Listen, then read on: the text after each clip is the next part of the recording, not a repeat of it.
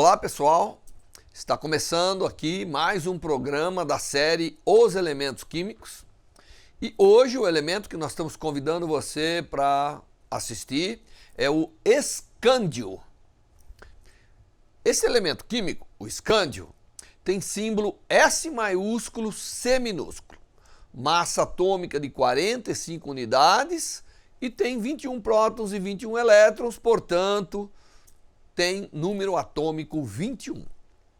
Ele pertence ao grupo 3 e ao quarto período da tabela periódica.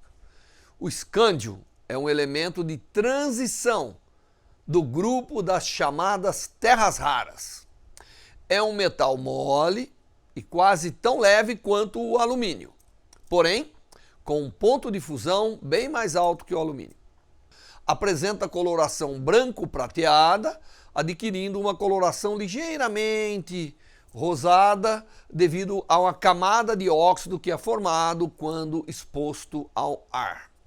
É resistente ao ácido nítrico, ácido fluorídrico, quando esses estão diluídos, mas reage com outros ácidos. Então ele tem dificuldade em formar fluoreto e nitreto, mas pode reagir com outros ácidos.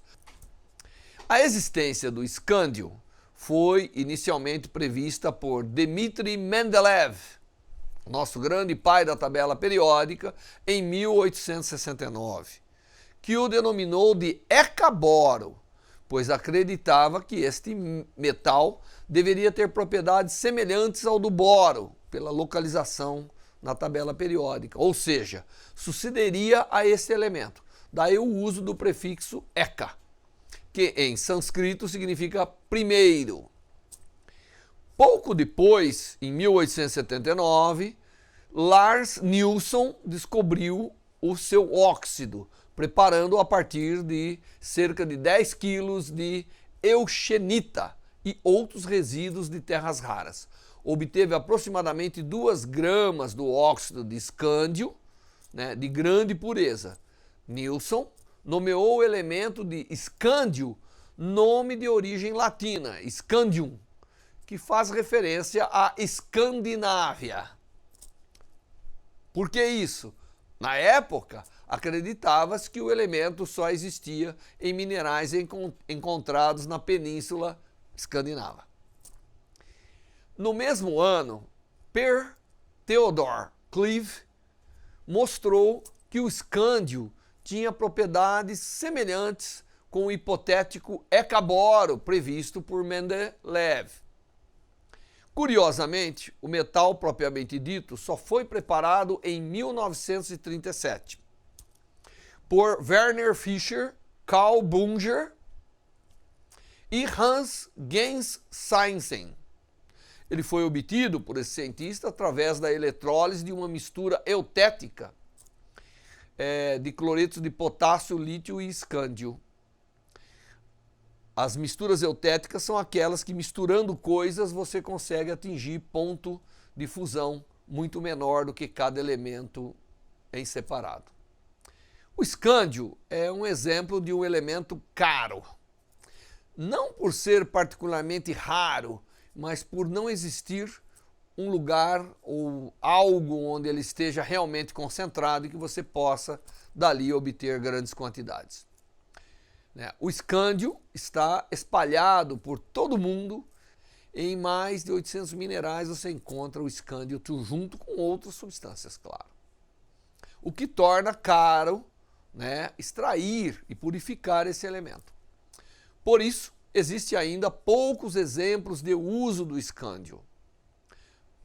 No entanto, a baixa densidade do metal e seu alto ponto de fusão sugerem que o mesmo pode ser útil no preparo de ligas, em conjunto com o próprio alumínio, ou para a fabricação de peças metálicas leves, mas com alta resistência, tanto mecânica quanto à corrosão.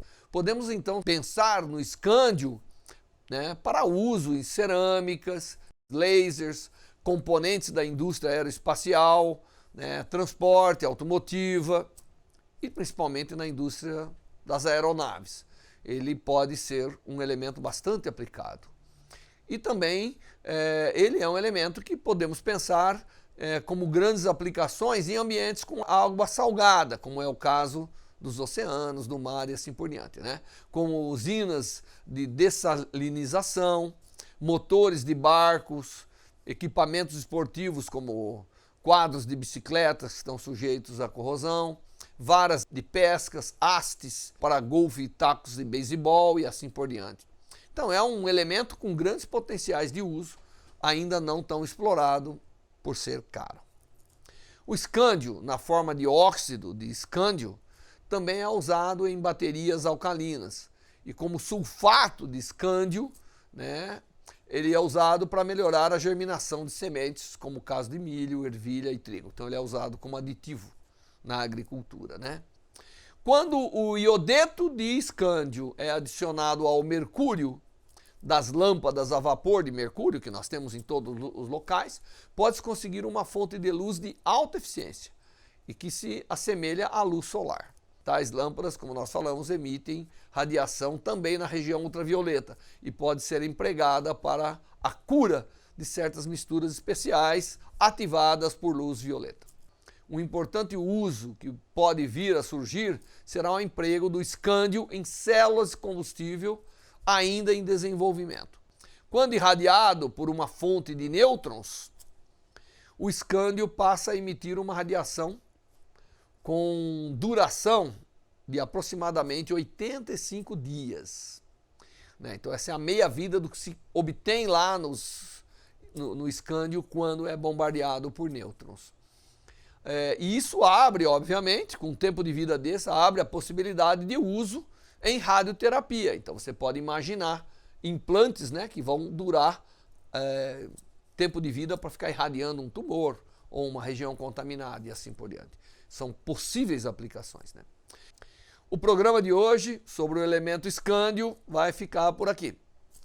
Espero que vocês tenham gostado e até o próximo programa com muito mais curiosidades a respeito de muitos outros elementos. Até lá.